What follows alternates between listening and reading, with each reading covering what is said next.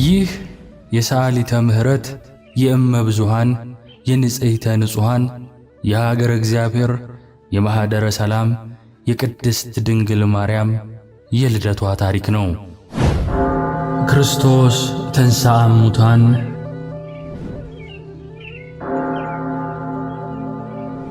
አሰሮ ለሰይጣን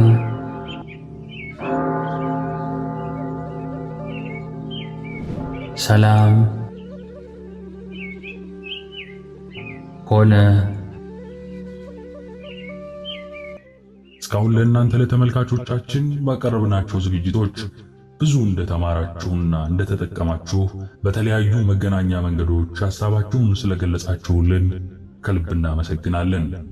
ነገር ግን ከቻናላችን ተመልካቾች ውስጥ 81 ከመቶ የምትሆኑት ተመልካቾች ቻናላችንን ሰብስክራይብ እንዳላደረጋችሁ ከዩቲዩብ ያገኘነው መረጃ ያሳያል።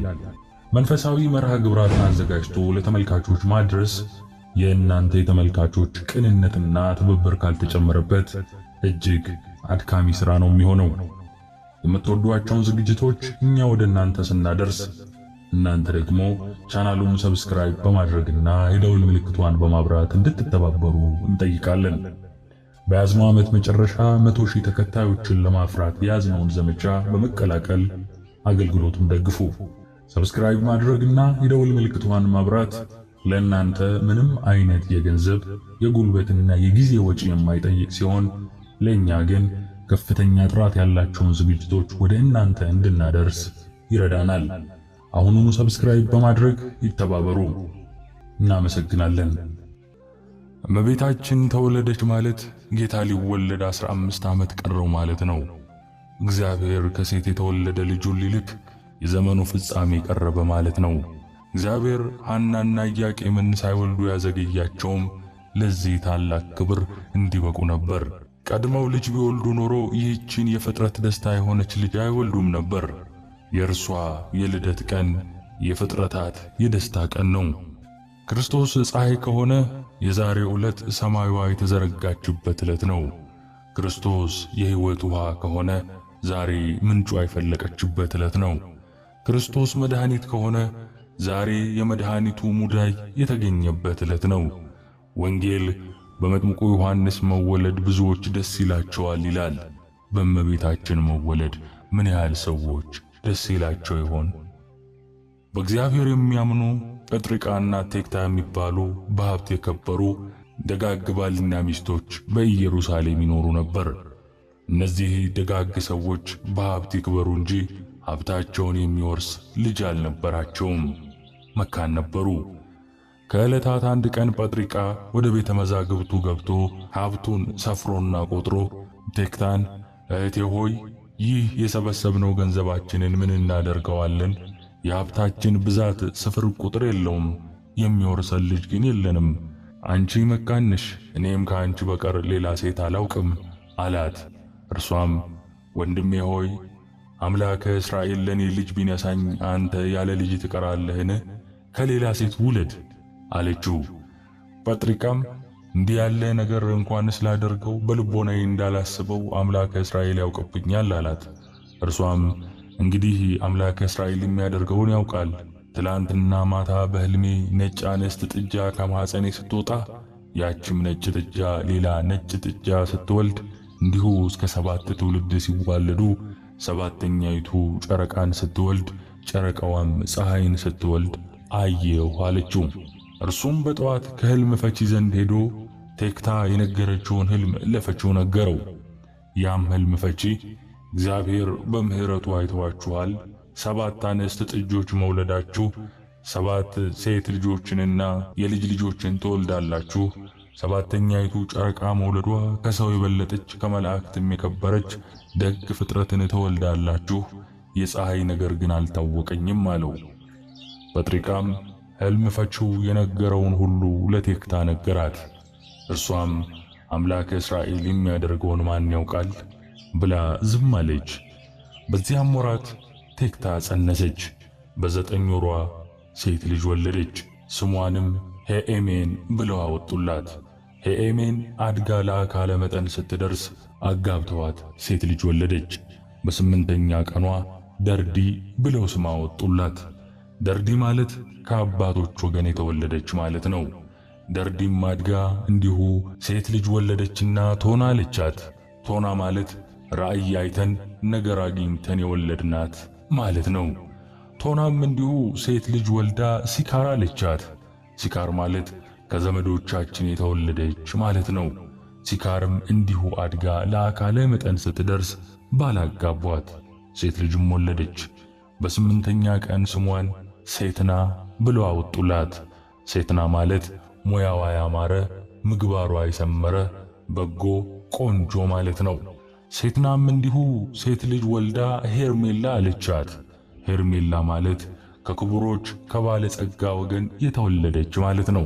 ሄርሜላም እንዲሁ አድጋ ለአካለ መጠን ስትደርስ አጋብተዋት ሴት ልጅ ወለደች።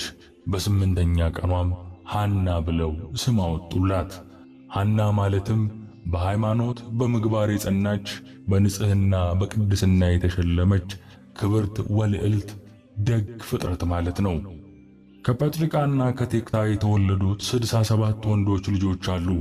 የእመቤታችን የድንግል ማርያምን ትውልድ ለመቁጠር ትንቢት አልተነገረላቸውም፣ ሱባኤ አልተቆጠረላቸውምና ስማቸው አልተጻፈም። ሃና አደገች። ለአካለ መጠን ስትደርስ ከቤተ መንግሥት ወገን ከዳዊት ወገን ከሆነው ከቅዱስ ኢያቄም ጋር አጋቧት። ቅዱሳን ኢያቄምና ሃና ሲኖሩ ልጅ አጡ። ከሰው የሚደርስባቸውን ሽሙጥና ሐዘናቸውን ያርቅላቸው ዘንድ በቀንና በሌሊት ወደ እግዚአብሔር ፈጽሞ ይጸልዩ ይማልዱ ነበር። አንድ ቀን ወደ እግዚአብሔር ቤት ሄደው ሲጸልዩ ሲያዝኑ አሉ። ሐዘናቸው እንዴትስ ነው ቢሉ ኢያቄም አቤቱ የአባቶቼ የእስራኤል አምላክ እኔን ባሪያህን ስማኝ፣ ጸሎቴን ተቀበል፣ ለዓይኔ ማረፊያ ለልቤ ተስፋ የሚሆን የተባረከ ልጅ ስጠኝ ብሎ ሲለምኑ አለ። ሃናም በበኩሏ አቤቱ ጌታዬ የአባቶቼ የእስራኤል አምላክ ባሪያህ እለምንሃለሁ፣ ለዓይኔ ማረፊያ ለልቤ ተስፋ የምትሆነኝ የተባረከች ልጅ የማኅፀኔን ፍሬ ስጠኝ ብላ ስትለምኑ አለች። እንዲህ ብለው ሲያዝኑ ሲጸልዩ አሉ። በዚህ ወቅት ርግብ ከልጆቿ ጋር ስትጫወት አይታ አቤቱ ጌታዬ ለዚች ግዕዛን ለሌላት እንስሳ ልጅ የሰጠህ አምላክ ምነው ለእኔ ልጅ ነሳኸኝ ብላ አምርራ አለቀሰች። ወዲያው ከሊቀ ካህናቱ ከዘካርያስ ዘንድ ሄደው አቤቱ ጌታችን ሆይ ወንድ ልጅ ብንወልድ ተምሮ ቤተ እግዚአብሔርን አገልግሎ እንዲኖር እንሰጣለን፣ ሴት ልጅም ብንወልድ ውሃ ቀድታ መሶበ ወርቅ ሰፍታ መጋረጃ ፈትላ ካህናትን አገልግላ እንድትኖር እንሰጣለን ብለው ተሳሉ። ሊቀ ካህኑ ዘካርያስም እግዚአብሔር ጸሎታችሁን ይስማችሁ፣ ስዕለታችሁን ይቀበላችሁ፣ ጻሕቀ ልቦናችሁን ይፈጽምላችሁ ብሎ ጸሎታቸውን አሳረገላቸው። ሰውን የሚወድ እግዚአብሔርም ከዘራቸው ለዓለም ሁሉ መድኃኒት ይሆን ዘንድ መልካም የሆነ ሐሳባቸውን ተመለከተ። ኢያቄምና ሃና በዕለቱ ራእይ አይተው ነገር አግኝተው አደሩ። ራእዩም ኢያቄም 7ቱ ሰማያት እንደ መጋረጃ ተገልጠው ከላይኛው ሰማይ ነጭ ወፍ ወርዶ በራሱ ላይ ሲቀመጥ አየ። ለሃና ነገራት። ሃናም እኔም አየሁ አለችው። ምን አየሽ ቢላት ነጭ ርግብ መጣ በራሴ ላይ ወርዳ በጆሮዬ ገብታ በማኅፀኔ ስትተኛ አየሁ አለችው። ርግብ የተባለች እመቤታችን ድንግል ማርያም ናት። ነጭነቷ ንጽሕናዋን ቅድስናዋን ያሳያል። ነጭ ርግብ መጣ በራሴ ላይ ተቀምጣ ከራሴ ወርዳ በጆሮዬ ገብታ በማኅፀኔ ስትተኛ አየሁ ማለቷ ብስራተ ገብርኤልን በጆሮዋ ሰምታ እመቤታችን ቅድስት ድንግል ማርያም ጌታችንን መጸነሷ ነው። ይህንን ራእይ የሚያዩት ሐምሌ 30 ቀን ነበር። እንዲህ ያለ ራእይ ካየን ነገር ካገኘን ብለው ዕለቱን በሩካቤ ሥጋ አልተገናኙም። ፍቃድ እግዚአብሔር ቢሆን ብለው አዳምንና ሔዋንን ብዙ ተባዙ ምድርንም ሙሏት ብሎ ያበሰረ አምላክ ለእኛስ ይከለክለን የለምን ብለው ዕለቱን አልጋ ምንጣፍ ለይተው እስከ 7 ቀን ድረስ ለየብቻቸው ሰነበቱ። ነሐሴ በባተ በሰባተኛው ቀን መልአኩ ከሰው የላቀች ከመላእክት የከበረች ዓለም ሁሉ ተሰብስቦ ቢመዘን አንድ የራሷን ፀጉር የማያህል ደግ ፍጥረት ትወልዳላችሁ አላቸው። በፍቃድ እግዚአብሔር በብስራተ መልአክ እመቤታችን ቅድስት ድንግል ማርያም ዕለተ ሰንበት እሁድ ዕለት ተጸነሰች። እመቤታችን በተጸነሰች ዕለት አይሁድ ቀንተው ተነሱባቸው። ቅናቱ እንዴት ነው ቢሉ ሳሚናስ የሚባል የጦሊቅ ልጅ ከኤዶቅ ከአጎቱ ቤት ሄዶ ሞተ። እነርሱም እንቀብረዋለን ብለው በአልጋ ይዘው ሲሄዱ ከመንገድ አሳረፉት። ያናም የአጎቷ ልጅ ነበርና ለማልቀስ ብትደርስ ዘመዶቿ ሁሉ ተሰብስበው ሲላቅሱ ቆይተዋል። እርሷም አብራ ስታለቅስ ጥላዋ ከዚህ ሙት ላይ ቢያርፍበት መግነዝ ፍቱልኝ ሳይል የሞተው ልጅ ብድግ ብሎ ተነሳ። ሕዝቡ ሁሉ ተገረሙ፣ ተደሰቱ። አይሁድም አብረው ነበሩና ሳሚናስ ሆይ ምን አየህ? ምንስ ትላለህ? ቢሉት ከሐና ማኅፀን የምትወለደው ሕፃን ሰማይ ምድርን እምቃ አየርን የፈጠረ አምላክን ትወልዳለች እያሉ መላእክት ሁሉ ሲያመሰግኗት ሰማሁ። እኔንም ያስነሳችኝ ያዳነችኝ እርሷ ናት አላቸው። ያን ጊዜ አይሁድ እነ ዳዊት እነ ሰሎሞን አባቶቻችን 40 ዓመት እንደ ሰም አቅልጠው እንደ ገል ቀጥቅጠው ገዙ። ከሐና የሚወለደው እንዲሁ ሊገዛን ነውን? ብለው ሳይወለድ እንግደለው ብለው ሊገድሉ ያስቡ ነበር። መልአኩም አይሁድ እንዳያገኟቸው ወደ ሊባኖስ እንዲሰደዱ ነገራቸው። እመቤታችን ቅድስት ድንግል ማርያም በሊባኖስ ግንቦት 1 ተወለደች። እመቤታችን በተወለደችበት ዕለት ደስታ ተደረገ። ቤታቸው በብርሃን ተሞላ። በስምንተኛውም ቀን ማርያም ብለው ስም አወጡላት። በዚህ መሠረት የእመቤታችንን የልደት በዓል በታላቅ ክብር ከሚያከብሩ አብያተ ክርስቲያናት መካከል ዋነኛዋ የኢትዮጵያ ኦርቶዶክስ ተዋሕዶ ቤተክርስቲያን ናት።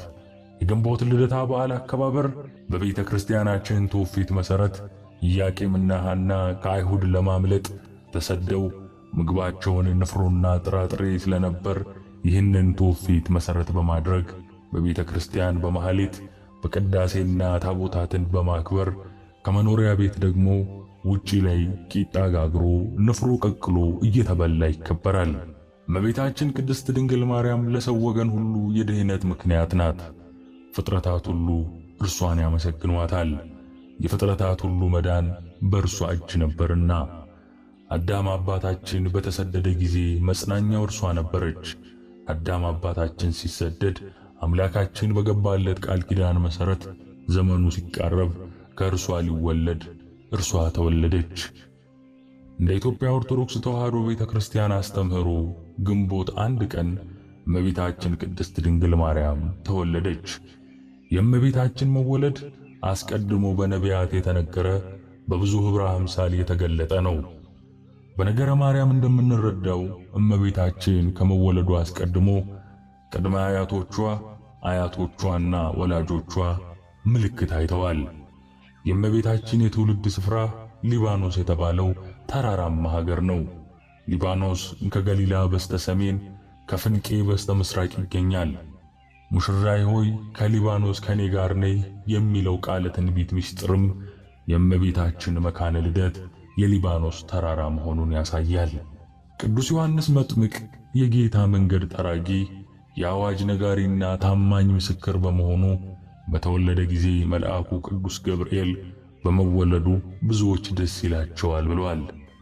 የቅዱስ ዮሐንስ መወለድ ለብዙዎች ደስታና የምስራች አብሳሪ ከሆነ ድኅነተ ሥጋ ወነፍስ የሚሰጠውን ኢየሱስ ክርስቶስን የወለደች የድንግል ማርያም ልደት ምንኛ ያስደስት ይሆን? የቀርጤሱ ቅዱስ እንድርያስ ስለ እመቤታችን ልደት እንዲህ ብሏል። ይህ በዓል በሐዲስ ኪዳንና በብሉይ ኪዳን መካከል መገናኛ ሆነ።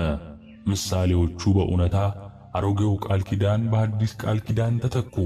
ፍጥረት ሁሉ በደስታ ይዘምራል፣ የዚህን ቀን ደስታም ይካፈላል። ይህ መቅደሱን የሠራበት ዕለት ነው። ይህ ዕለት ትልቅ ሕንፃ የታነጸበትና ፍጡር የፈጣሪ ማደሪያ ለመሆን የተዘጋጀበት ዕለት ነው ብሏል። እመቤታችን ለፀሐዩ መምጣት የተዘረጋች ሰማይ በቅድመ አያቶቿ በነ ቴክታና ጴጥሪቃ ሕልም እንደታየችው በሌሊት የምታበራ ጨረቃ የብሉይ ኪዳን ማብቂያ የሐዲስ ኪዳን መጀመሪያ ናትና ልደቷ ለሰው ልጆች ሁሉ ደስታ ነው። ነቢያት በብዙ ኅብረ አምሳል የተናገሩላት መሠረቶቿ የተቀደሱ ተራሮች ናቸው። ከእሴይ ስር በትር ትወጣለች፣ አበባዋም ከግንዱ ይወጣል፣ ሙሽራዬ ሆይ ከሊባኖስ ነይ ብለው የተናገሩላት ልደቷ የትንቢታቸው ፍጻሜ ነውና ደስታቸው ታላቅ ነው። ዓለም እውነተኛ ሰውን የተመለከተው ድንግል ማርያም ስትወለድ ነው። ሰው የመሆኑ ትርጉም ከእግዚአብሔር ጋር በጥልቅ የተገናኘ እንደመሆኑ እውነተኛ ሰው ለመጀመሪያ ጊዜ የታየው እመቤታችን ስትወለድ ነው። ቅዱሳን የሚሆኑ ሐናና ኢያቄም በንጽህናና ሕግን በመጠበቅ ኖረው በፍቃድ እግዚአብሔር ባደረጉት ሩካቤ ንጽሕት ማርያም ተጸንሳ ተወለደች። እሾህና አሜኬላ ይበቅልባት ዘንድ ተረግማ የነበረችው ምድር ለመጀመሪያ ጊዜ ፍሬዋን ሰጠች። ማለትም እመቤታችን ተወለደች። የምድር ፍሬም የእግዚአብሔር በረከት ሆና ለሰው ተሰጠች። ቅዱስ ዳዊት ምድር ፍሬዋን ሰጠች፣ እግዚአብሔር አምላካችንም ይባርከናል ብሎ የተናገረው ትንቢት በንጽሕት ድንግል ልደት ተፈጸመ። ሐናና ኢያቄም በሃይማኖትና ሕግን በመጠበቅ ስለኖሩ ዋጋ ሆና ድንግል ማርያም ተሰጠቻቸው። ለጊዜው ጸጋ ሆና ለእነሱ ብትሰጥም ፍጻሜው ግን በእነርሱ በኩል ለዓለም ሁሉ መሰጠቷ ነው። ዓለም ወይም የሰው ዘር በሐናና ኢያቄም በኩል ድንግል ማርያምን ሲቀበል የራሱ አድርጎ ሊያስቀራት አይደለም። ዓለም እንዲህ ቢያደርግ ኖሮ ድንግል ማርያም ለራሱ መዳኛ የተሰጠችው በመሆኗ እርሷን መልሶ ለእግዚአብሔር እናትነት ባለመስጠቱ ምክንያት ድህነትን ሳያገኝ በቀረ ነበር። ነገር ግን እንዲህ አልሆነም። ዓለም የመድኃኑ ምክንያት ናትና እርሷን ለእግዚአብሔር ሰጠ። ሐናና ኢያቄም እግዚአብሔርን ታገለግል ዘንድ ንጽሕት ልጃቸውን ወደ ቤተ መቅደስ ማስገባታቸው ከዚሁ አንጻር የምንረዳው ነው። ንጽሕት ድንግልን ወደ እግዚአብሔር አቀረቡ፣ እግዚአብሔርም የእርሱ እናት አደረጋት። በዚህ ብቻም አላበቃም። በክርስቶስ ላመኑ ሁሉ እናት ትሆን ዘንድ መልሶ ለሚያምኑ እርሷን ሰጠ። በመስቀል ላይ ሳለ ለተወደደው ሐዋርያ እነኋት እናትህ ብሎ እንደተናገረው እኛ ድንግልን አቀረብን፣ እግዚአብሔርም ድንግልናዋ ሳይለወጥ እናት አድርጎ ሰጠን። ቀድሞ በልደቷ አማካኝነት ጸጋ ሆና ለሰው ሁሉ ተሰጠች። ኋላም ጸጋ አድርጎ በሚበልጥ አምላክን የመውለድ ክብር አክብሮ ሰጠን። በእርሷ በኩል በሥጋና በደም ተዛመድን። ቤተ ክርስቲያናችን የምታከብረው የእመቤታችን የልደት በዓል የሁላችንም የልደት በዓል ነው። ሰው ከመወለዱ በፊት ምጥ፣ ጻዕርና ሕማም አለው። ቢሆንም ግን በተወለደ ጊዜ ታላቅ ደስታ ይሆናል።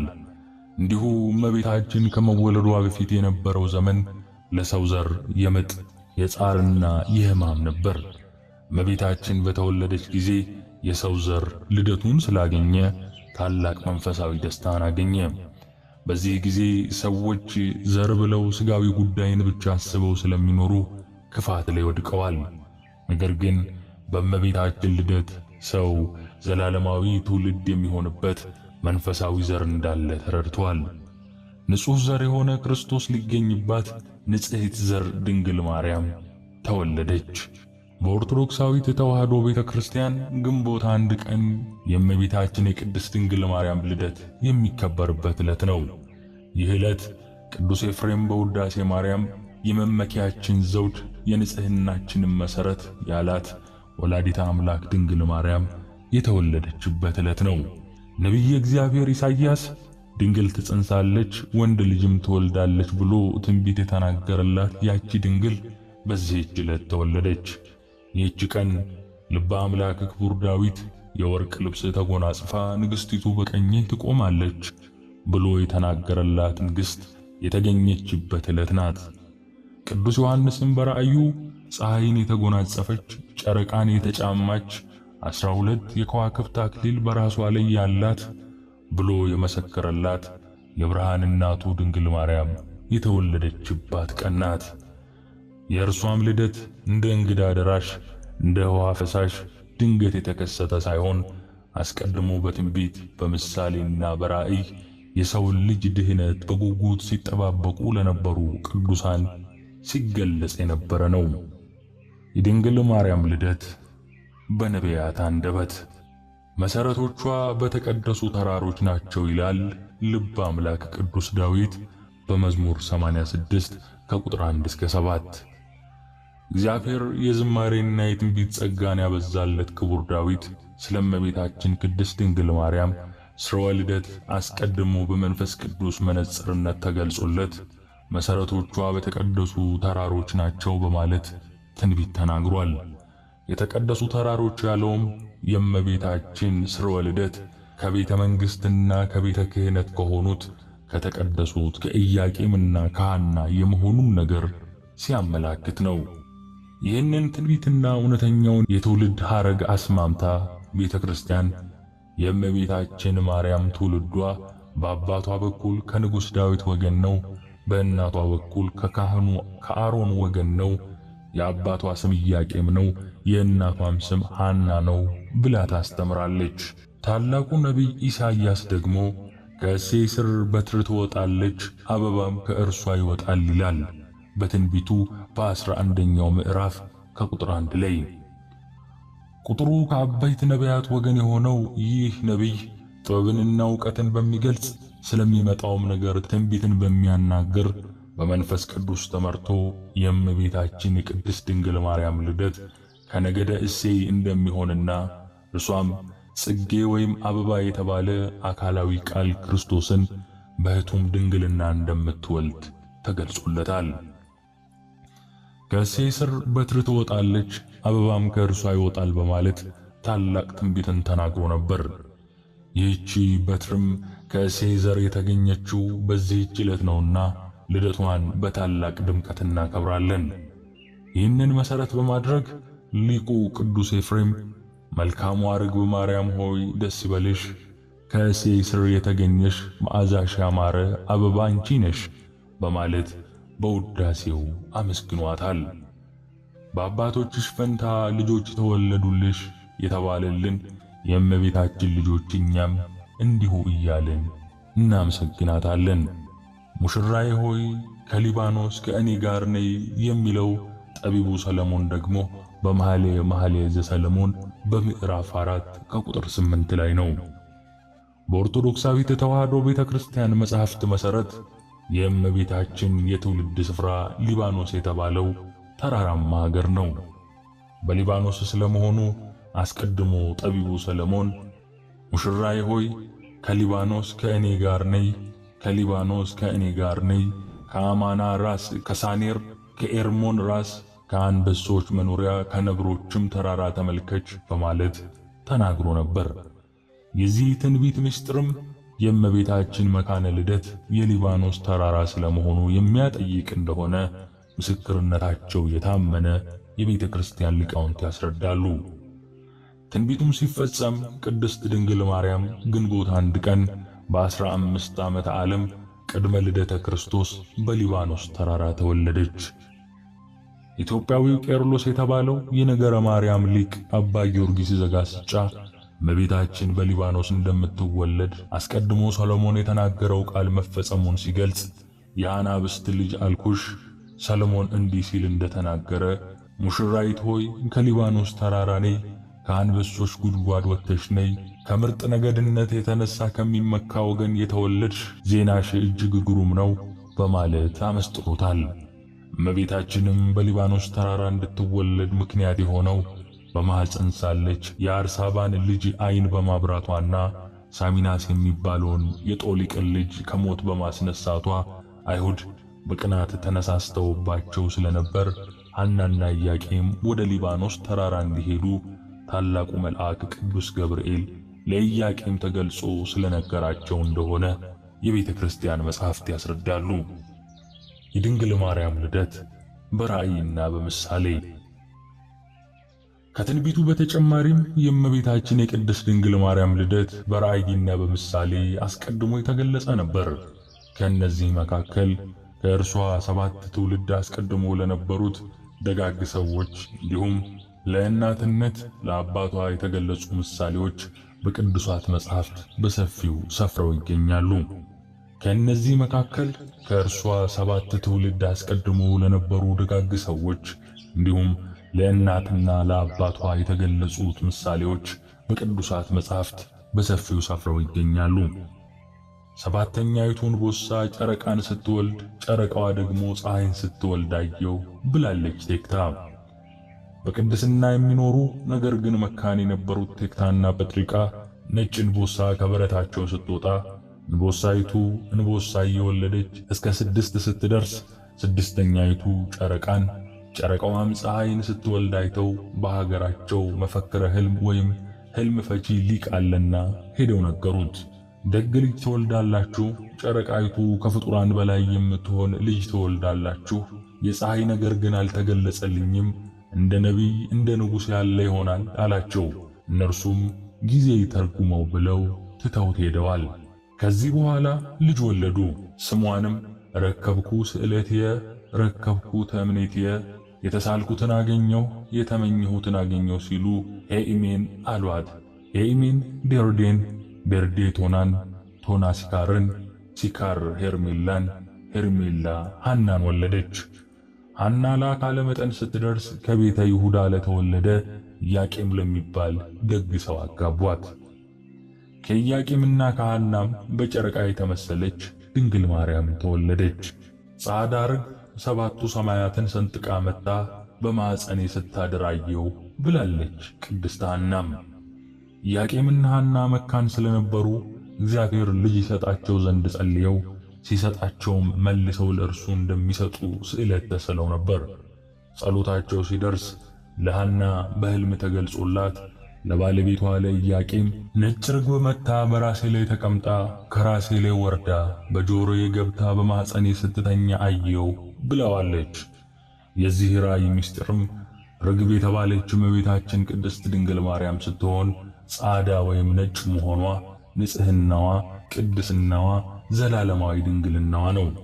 ነጭ ርግብ መጥታ በራሴ ላይ ተቀምጣ ከራሴ ላይ ወርዳ በጆሮዬ ገብታ በማኅፀኔ ስትተኛ አየው ማለቷ ብስራተ ገብርኤልን በጆሮዋ ሰምታ በግብረ መንፈስ ቅዱስ አምላክን የምትጸንሰውን ንጽሕት ርግብ የተባለችውን እመቤታችንን የምትወልድ መሆኗን ሲያመላክተን ነው። ከሰባተኛው ሰማይ ነጭ ወፍ ወርዶ በራሴ ላይ ሲቀመጥ አየው ብሏል ቅዱስ ኢያቄምም። በተመሳሳይ ኢያቄም በሕልሙ ያየውን ለባለቤቱ ለሐና 7ቱ ሰማያት እንደ መጋረጃ ተገልጠው ከላይኛው ሰማይ ነጭ ወፍ ወርዶ በራሴ ላይ ሲቀመጥ አየው ብሎ በሕልሙ የተገለጸለትን ነግረዋታል። የዚህም ራእይ ምስጢር ወፍ የተባለው አካላዊ ቃል ኢየሱስ ክርስቶስ ሲሆን ነጭነቱ ንጽሐ ባህሪው ነው።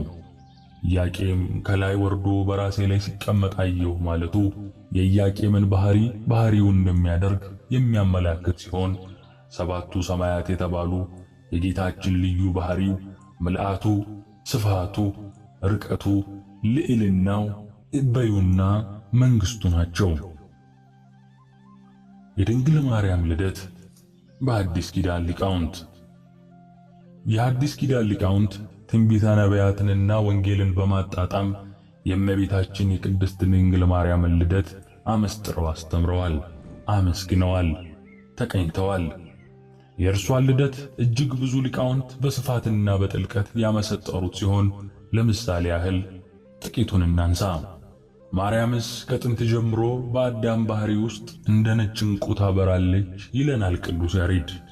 ኢትዮጵያዊው ሊቅ ቅዱስ ያሬድ ስለ እመቤታችን ልደት ማርያምስ ከጥንት ጀምሮ በአዳም ባህሪ ውስጥ እንደ ነጭ ዕንቁ ታበራለች በማለት እርሷ በደፈረሰው ዓለም በንጽህና በቅድስናና በድንግልና ስታበራ እንደነበርና ኋላም የዓለም ብርሃን የሆነውን ኢየሱስ ክርስቶስን መውለዷን አመስጥሮ ተናግሯል። በተጨማሪም ስለ ስርወ ልደቷ ስሮቿ በምድር ጫፎቿም በሰማይ ያሉ የወይን ሐረግ በማለት የተወለደችው በምድር ከነበሩት ኢያቄምና ሐና መሆኑን የወለደችው ግን ሰማያዊውን ንጉሥ እንደሆነ በማመስጠር ዘምሯል። በዚህም ሰውና እግዚአብሔርን ያገናኘች መሰላል መሆኗን ገልጾ ተናግሯል። ድንግል ሆይ በኃጢአት ፍትወት የተጸነስሽ አይደለም፣ በሕግ በሆነ ሩካቤ ከሐናና ከኢያቄም ተወለድሽ እንጂ ይላታል አባ ሕርያቆስ። የብህንሳው ሊቀ ጳጳስ አባ ሕርያቆስ በቅዳሴ ማርያም ድንግል ሆይ በኃጢአት ፍትወት የተጸነስሽ አይደለም፣ በሕግ በሆነ ሩካቤ ከሐናና ከኢያቄም ተወለድሽ እንጂ በማለት የድንግል ማርያምን ጽንሰትና ልደት እንዴት እንደነበር በድርሰቱ አስፍሮታል። ትውልድ ሁሉ ብፅዕት የሚላት የሁላችን እናት ድንግል ማርያም በሕግ በሆነ ሩካቤ ከሐናና ከኢያቄም ነሐሴ 7 ቀን ተጸንሳ 9 ወር ከ5 ቀን በኋላ ግንቦት 1 ቀን ተወልዳለች። እርሷም ስትጸነስ ጀምሮ መንፈስ ቅዱስ ከጥንተ አብሶ ጠብቋታል። አበሳው አልነካትም። ይህንንም ነቢየ እግዚአብሔር ኢሳይያስ በኃጢአት በተከበበ መርገም በሞላበት ዓለም ውስጥ ከኃጢአት ከበደል ርቃ ተለይታ እንደ ጌዲዮን ጸምር በንጽሕና የተጌጠች ንጽሕት ዘር መሆኗን ሲያስረዳ የሰራዊት ጌታ እግዚአብሔር ዘርን ባያስቀርልን ኖሮ እንደ ሰዶም በሆንን እንደ ገሞራም በመሰልን ነበር በማለት ተናግሯል። እንዲሁም ጠቢቡ ሰሎሞን ንጽሕናዋን በትንቢት መነጽር አይቶ ወዳጄ ሆይ ሁለንተናሽ ውብ ነው፣ ምንም ነውር የለብሽም፣ ሙሽሪት ሆይ ከሊባኖስ ነይ በማለት በንጽሕና በቅድስና ያጌጠች መርገመ ሥጋ መርገመ ነፍስ ያልነካት የድኅነታችን ምክንያት የንጽሕናችን መሠረት የሰው ባህሪ ከእግዚአብሔር ጋር እንዲዋሃድ ምክንያት የሆነች ንጽሕት የሰርግ ቤት ድንግል ማርያም በሊባኖስ የመወለዷን ነገር አስቀድሞ ተናግሯል። ይህች ዕለት ትልቅ ሕንፃ የታነጸባትና ፍጡር የፈጣሪ ማደሪያ ለመሆን የተዘጋጀባት ዕለት ናት ብሎ ይናገራል ቅዱስ እንድርያስ። የቀርጤሱ ቅዱስ እንድርያስ የከበረ ስለሆነው ስለ እመቤታችን ቅድስት ድንግል ማርያም ልደት ታላቅነት ይህ በዓል በሐዲስና በብሉይ ኪዳን መካከል መገኛ ሆነ። ምሳሌዎቹ በእውነታ አሮጌውም ኪዳን በሐዲስ ቃል ኪዳን ተተኩ። ፍጥረት ሁሉ በደስታ ይዘምራል፣ የዚህን ቀንም ደስታ ይካፈላል። ይህ ዕለት ጌታ መቅደሱን የሠራበት ዕለት ነው። ይህ ዕለት ትልቅ ሕንፃ የታነጸበትና ፍጡር የፈጣሪ ማደሪያ ለመሆን የተዘጋጀበት ዕለት ነው በማለት ገልጾታል።